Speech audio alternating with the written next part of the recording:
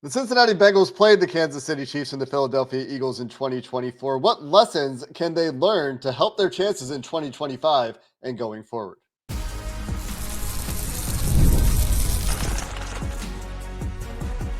You are Locked On Bengals, your daily Cincinnati Bengals podcast.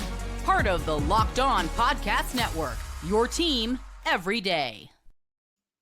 What up, Bengals fans, and welcome to another episode of the Locked On Bengals podcast. I'm your host, Jake Liscow. He's your host, James Rapien. We are Locked On Bengals on the Locked On Podcast Network, your team every day. We're on YouTube.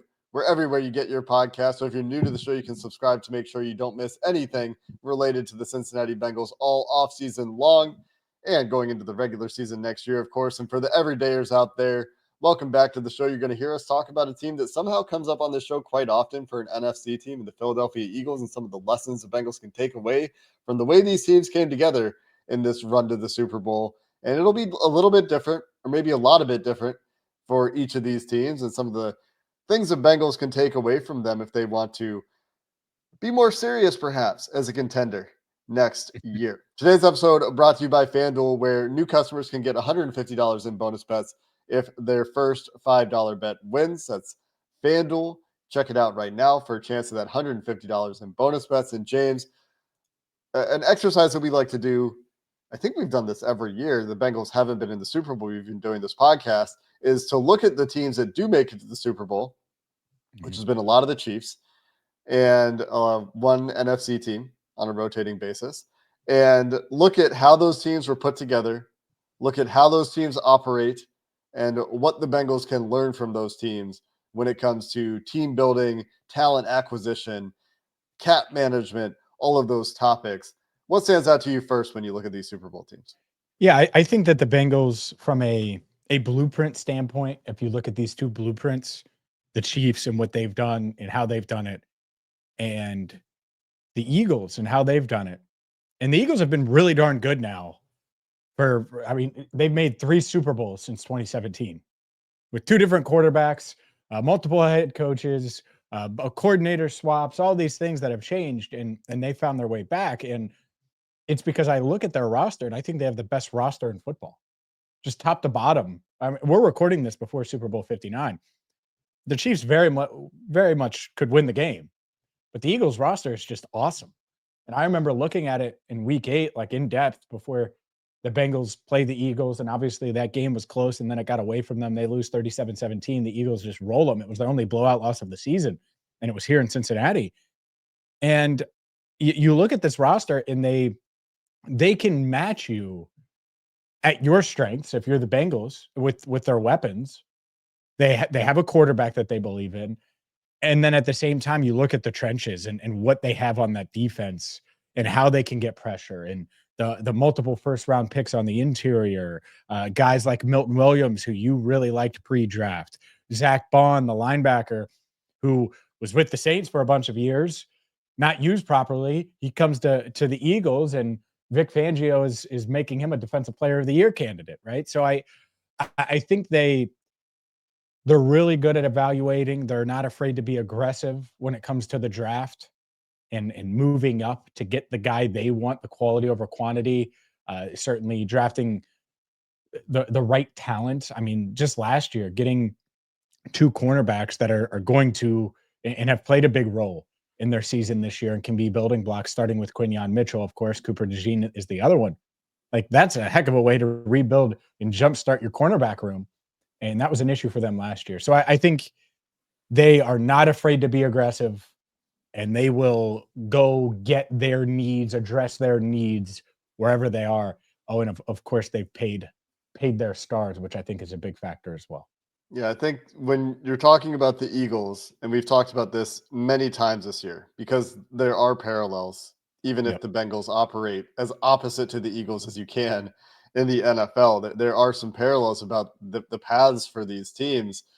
And you talk about aggression with the Eagles. They are, I think, the most aggressive team in the NFL at talent acquisition, whether it is maneuvering in the draft, like you say, trading for players, acquiring scrap heap players, acquiring top end players, and the AJ Brown trade, of course, top of mind there, being and Saquon Barkley I think being a huge example of that last year. Running backs don't matter, and then they go get the best one, and guess what? He matters a lot, right? Well, and it matters when you have a team built the way the Eagles are built. They also have embraced their identity, know what they are, have a massive investment in their offensive line, the best offensive line coach in the NFL, and are committed to and consistently run the ball very well. I think that isn't necessarily a lesson that I would take away from the Eagles if I were the Bengals. I think you can learn that there are certain running backs that are worth paying if they do a certain thing for your offense. But I think that for the Eagles specifically, when it comes to Saquon, it's the cherry on top for that offense, or the straw that breaks the camel's back in a good way. Like the thing that pushes them over that hump is Saquon in that offense because of the way the offense works. But by and large, you look at the way that they've identified the things that can drive their team forward, the way they get out in front of contracts to extend players as often as possible, the way that they constantly draft so well.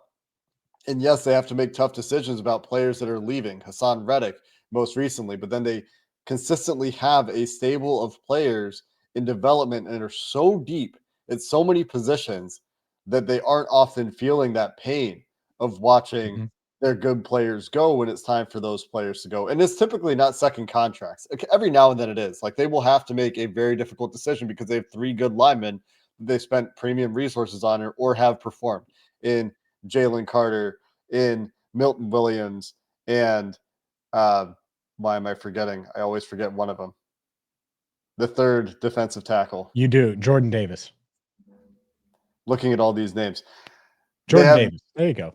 Jordan Davis. They have all these players that they have to make tough decisions about, but because they draft so well and are so aggressive in acquiring multiple solutions for problems, it never seems to get them down long.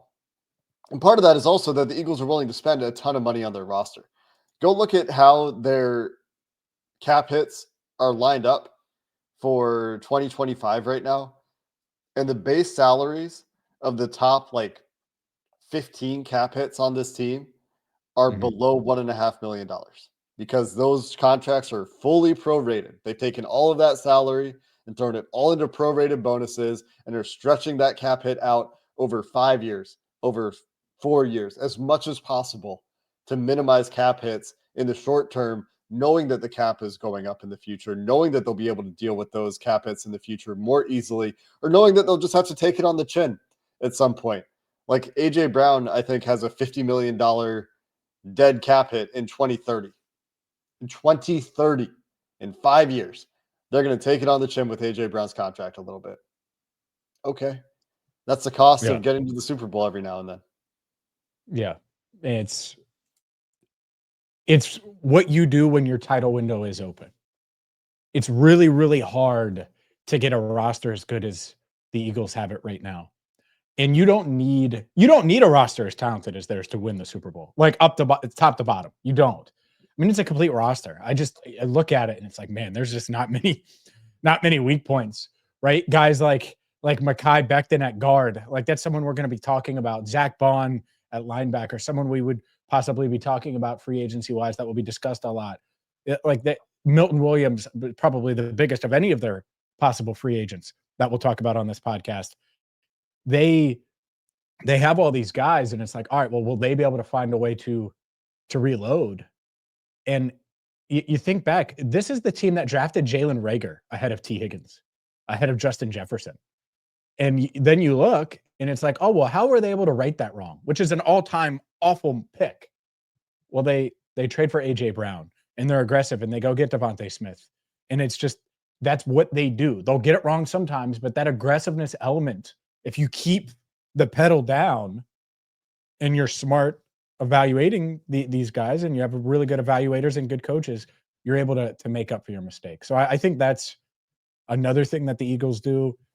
Meanwhile, the Chiefs may, by the time you listen to this, have done something no other NFL team has done. I do think there are some things that the Bengals can take away from the Chiefs. I don't think it's as natural to compare them to the Bengals like it is with the Eagles and the Bengals. So we'll get to the Chiefs, and we still have NFL honors as well coming up next.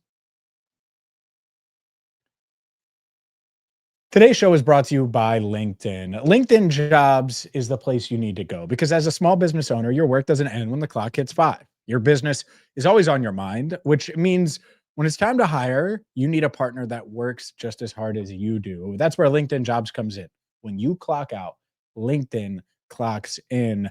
You post your job, and LinkedIn's new feature can help you write job descriptions and quickly get your job in front of the right people with deep candidate insights. And here's a pro tip. Add the hashtag hiring frame to your profile picture to double the reach of qualified candidates. No wonder 72% of small businesses say LinkedIn helps them find high quality hires. Post your job for free at linkedin.com/lockedonnfl. That's linkedin.com/lockedonnfl to post your job for free. Terms and conditions apply. So as we try to summarize what the Bengals can take away from the Eagles, it is be more creative, largely, with the way that you maneuver in the draft, the way that you think about acquiring talent, the way you think about not just acquiring starters, but really building depth and doing that all over the roster in terms of contract structure. It's all of those things. I think that the one thing when I look at the Eagles that really stands out, not just aggression, but creativity and aggression, because it requires Yep. creativity to approach team building the way the Eagles do. And to me, James, when you talk about the natural comparison, the Eagles are a pretty unnatural comparison to me for the Bengals. While there are some parallels that I alluded to earlier, the way that they manage their roster is so different from the Bengals that it's looking aspirationally to me as someone who wants to see the Bengals front office improve at what the Eagles do. And then when I look at the Chiefs by comparison, I actually Real see quick. something that's a more alignable approach. Yeah, go ahead. Yeah, before the Chiefs. As far as the Eagles, the reason it's parallel is because they're paying their quarterback $50 million. They have 2 receivers that they're paying. Like there aren't many teams that have that situation. They have pass rushers that they will pay or have paid. Like it's very similar from that perspective. Not necessarily the way they run things, but from a, oh my God, how are the Bengals going to afford all these guys? Well, the Eagles have afforded that, and then they paid the best running back in the league, and they're paying multiple offensive linemen, and that's how. Yeah, they have a top end tight end contract. They have 2 top Yeah. end offensive line contracts. Josh Sweat is going to be a free agent, and they're going to have to deal with that. But they're going to have top end contracts for interior defensive linemen, at least one of them. They have Landon Dickerson who's getting paid. They're paying a lot of guys, is the point. And some analysis that we're working on right now, that Neil Engelberger is actually heading up, that I've been talking with him about in the last few days, that not ready to talk about in its entirety yet, is instead of looking at just cash spend in a current year or just cap spend in a current year, looking at how much average annual value a team can cram into its roster in a given year. That tells you overall, not just how much cash we're spending this year, but how many big contracts we have on the team this year that we fit into the picture. And I think that'll be interesting because it'll show, like, one thing that we've talked about a little bit, James, is the Bengals spending a lot on mid-level players and not getting the return on investment there super consistently, and kind of being mid as a result of paying mid, for lack of a better way of putting that. Sometimes it's hit with Mike Hilton or Trey Hendrickson, and you get those really great values when you take that approach. But then the other side of it is also that you get either average players or players that don't live up to those contracts. And then it kind of sinks you, because when you have so many of those contracts, it adds up to a lot of spending. But let's talk about the Chiefs here, James, and the similarities or the lessons the Bengals can take away from the Chiefs. Obviously, the big quarterback contract, a similarity there. But when I look at the Chiefs and the thing that they've done best, it's finding ways year in, year out with a great coaching staff to get the most out of players and to honestly crush the draft. And Yep. and every team has mistakes in the draft, but the Chiefs are in the Super Bowl right now because of their success drafting on the defensive side of the ball with a great defensive coordinator. Yeah, that's it to me. Is they have the best coach in the game in Andy Reid. You would say the best quarterback, right? That's just most proven, whatever. And he may get his tail kicked into the Eagles, but that's it. And in the Bengals are similar in the quarterback standpoint, in the quarterback realm. I don't think Zach Taylor is Andy Reid. And then on the other side, you're right. They have the best defensive coordinator. So you're already starting with 3 guys. That's a heck of a place to start. And they've drafted Trent McDuffie in 2022. And everyone throws George Karlaftis in there. I think Karlaftis has been fine, but I don't think he's in the same category as McDuffie. Brian Cook has played a ton of time for them in that back end. They revamped the secondary. They go get Rashee Rice, who was really good for them early. But they haven't found – that's what I think is interesting. A lot of people will say, look at the Chiefs. You can trade T. They're still kind of searching at receiver. Now, Xavier Worthy may go off for 300 yards in Super Bowl 59. But they've spent a lot of assets and money and time to try to get receiver right.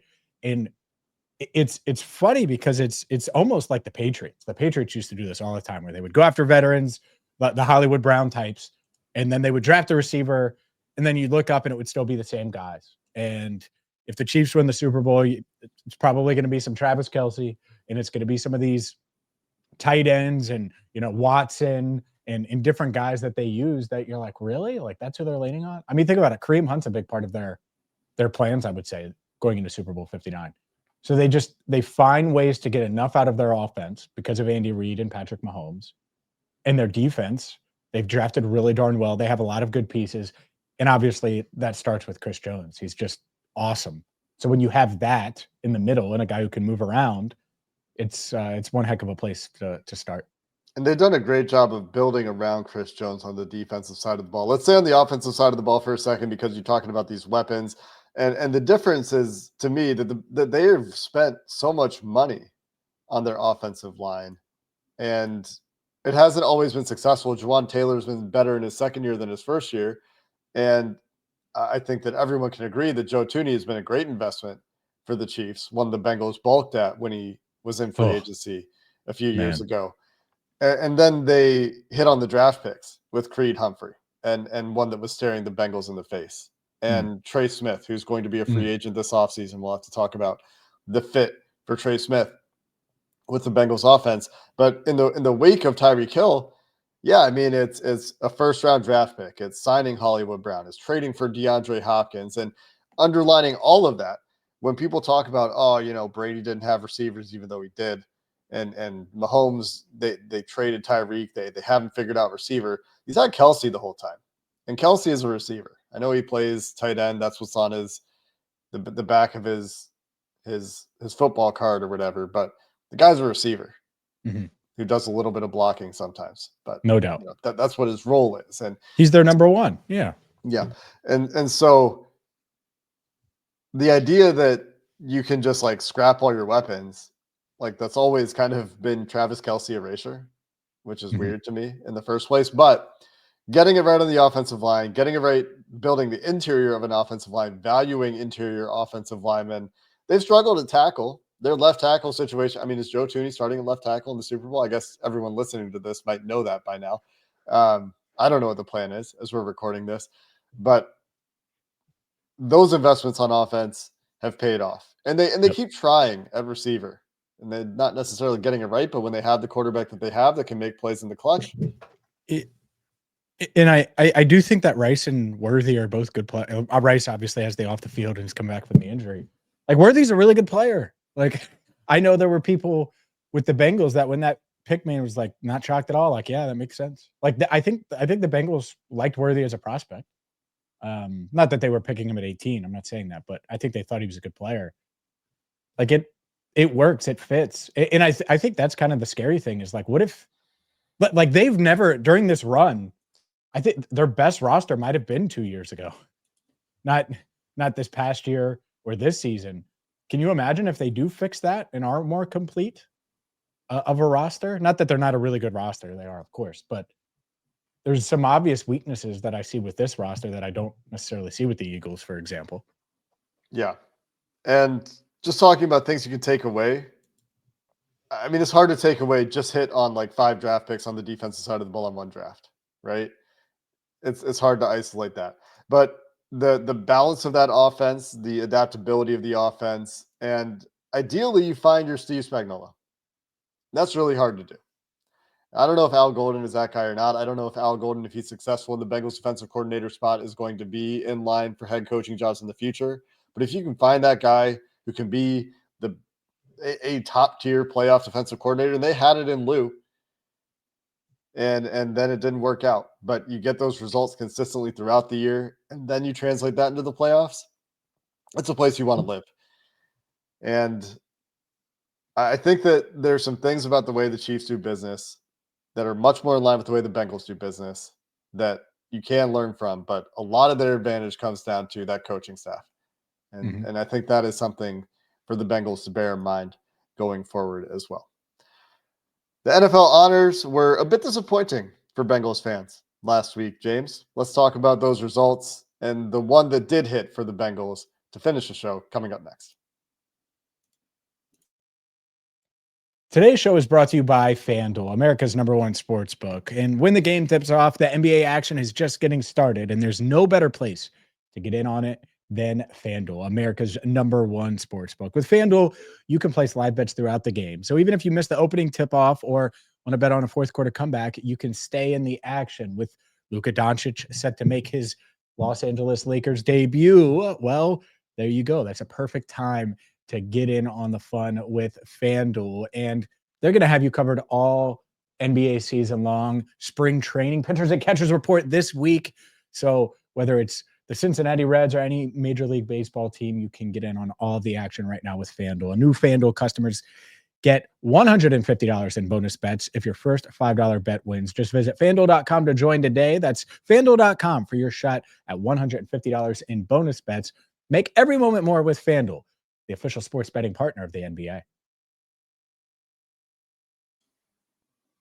The NFL honors revealed a bunch of award winners, James, from AP voters. Learned who all the AP voters were this year, which was eye-opening to me for some of those voters, to put it lightly. But one successful award campaign for AP voters for the Cincinnati Bengals, and that is Joe Burrow for Comeback Player of the Year. Jamar Chase also winning the FedEx Ground Player of the Year, which now includes wide receivers. So a couple of awards overall for the Bengals, and Joe Burrow taking that Comeback Player of the Year award with 31 first-place votes, beating out J.K. Dobbins, who had 3 first-place votes and 22 second-place votes, Sam Darnold, who had 8 first-place votes and a handful of votes down the ballot.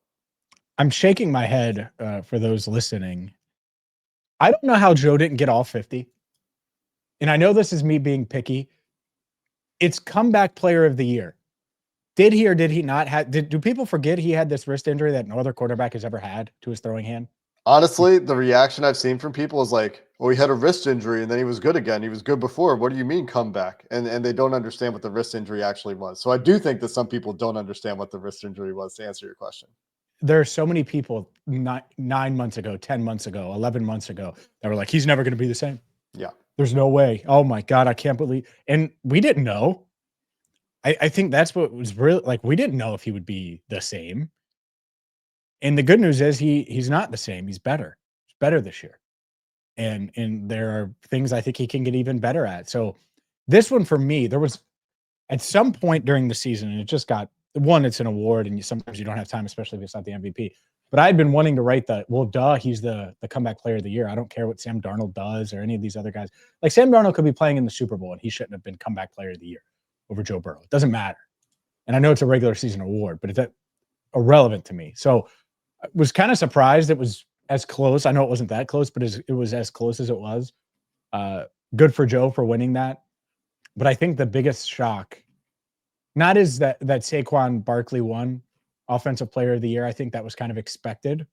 And we could debate whether or not it should have been Jamar versus Saquon and all of those things. But no first place votes for the Triple Crown winner for Offensive Player of the Year is wild to me. Because I think you can make a very easy argument that Jamar was better than Saquon this year as a player. And more important to what the Bengals did on offense than what the Eagles did on offense. Doesn't mean that Saquon wasn't awesome. That's not what I'm trying to say here. Watch, he goes and runs for 300 yards in Super Bowl 59. But no first place votes is wild, Jake.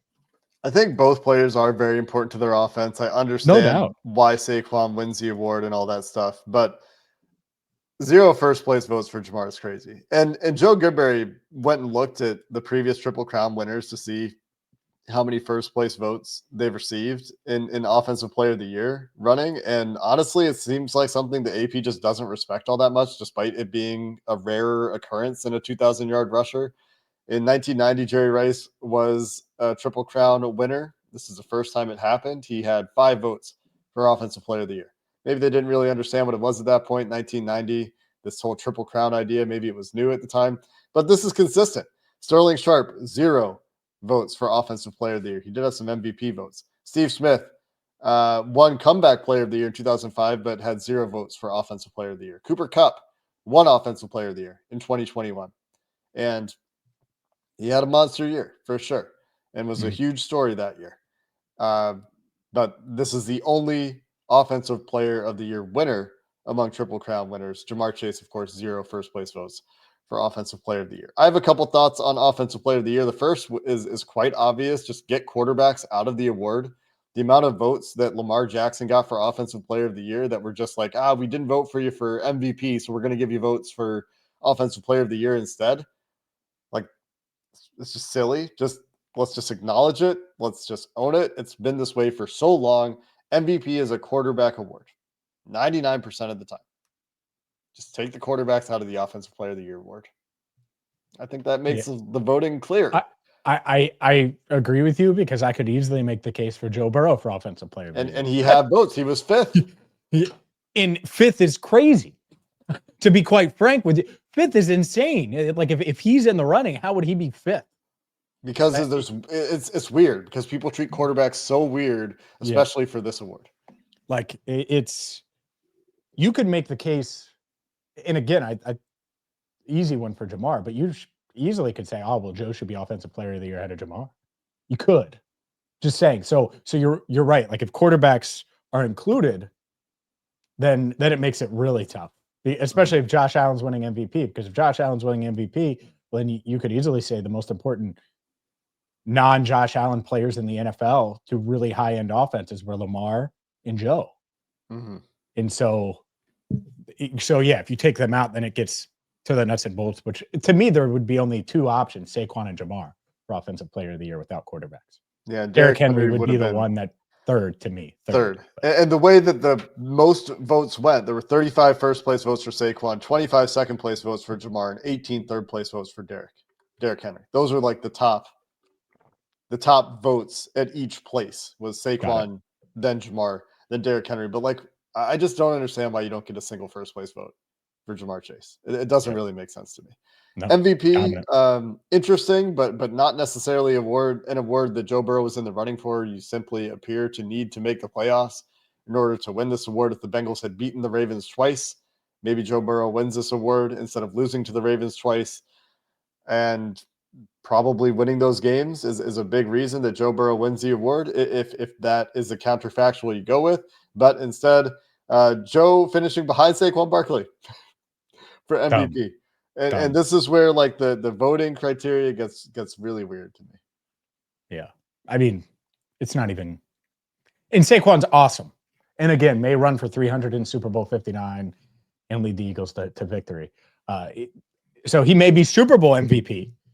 There's not a world where he is more valuable. And that's what I think is so interesting. Do we realize what MVP means? Like, there aren't many players more valuable to their franchise than Joe Burrow is to the Bengals. And he's certainly not 5th this year when he led the NFL in passing yards and passing touchdowns. It's interesting. I wasn't expecting him to win it. I know he wasn't expecting to win it. I did expect him to win comeback player of the year. I didn't expect, like, I everything that I thought would happen basically happened. I think the Josh Allen thing might have surprised a decent amount of people, especially nationally. But the thing that's time in like 30 years, the second team quarterback has beaten out the first team quarterback for MVP. That was a shock, I think. That doesn't really make sense. Yeah. So a little rabbit told me like 10 minutes before that Josh was winning it. Mm-hmm. And so I was just like, oh, okay. So then it happened. And then I was like, oh, well, I kind of knew it, kind of spoiled it. So I think that might be part of it for me, to be honest. Yeah. The sports books also seem to know. There was a massive tilt in the odds shortly before or sometime that day before the award. Joe Burrow not winning FedEx Air Player of the Year, also kind of silly. But most disappointing thing for me, honestly, about that day and the awards was Willie Anderson once again being left on the outside of the Hall of Fame. He automatically qualifies to be a finalist next year because he was one of the final 7 that didn't get in. But I just don't understand what we're doing with the Hall of Fame. Like, I understand that they're trying to make it more exclusive and everything, but like, I really don't understand what they're doing with Willie Anderson. Yeah, and the wild part is when you look, there was more outrage, I would say, outside of the Cincinnati area for Eli Manning. Mm-hmm. And there was never a moment, like, fine, he won Super Bowls and he played it with the Giants, and okay, he will probably get in. There's never a moment where Eli Manning was a better quarterback than Willie Anderson was a right tackle, if that makes sense. And I know it's hard to compare, but like if you did the rankings during their career, Willie Anderson, elite tackle. Eli Manning, never an elite quarterback. Never. Really good, franchise, clutch, a lot of things. And so that's just the one I'll pick out because he was considered the snub, like the national snub. Oh, Eli snubbed. It's like, was he? Was he really? Willie Anderson was snubbed because he was elite. And that's that. There's a difference between elite and very good. If I was to come up with another one, I would say Luke Kuechly, but that Luke would be was elite of elite. Yeah, Kuechly is going to get in. Yeah, he was on the ballot for the first time. I just don't know like why they got to string this out for players who are clear Hall of Fame players. Gino's eligible, and get ready. Yeah.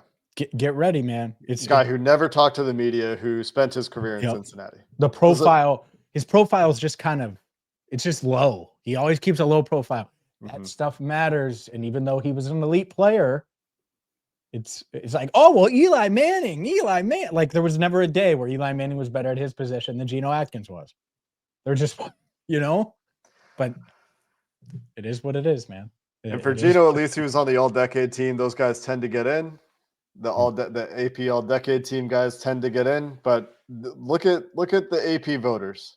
The list of voters is out there, and hard to have a whole lot of confidence. I mean, different from the Hall of Fame voters. I guess that is a big difference. But the AP voters, when you look at these AP awards, it's hard to have a whole lot of confidence in that process. Well, especially if those some of the awards people voting on that list impact who gets in and who doesn't, and they obviously do. They do. Well, by the time you listen to this, the 2024 NFL season might be officially over. If that's the case, hope you enjoyed it. We're into the off season. We've been in the off season for the Bengals, and we got the combine next, but obviously plenty to talk about before we get to the combine. Some Radio Row takeaways, perhaps, that we'll get to this week with some guests who were present at Radio Row. We'll see what we get to this week. But until then, thanks for listening to this episode of the Locked On Bengals podcast. Hoo day, and have a good one.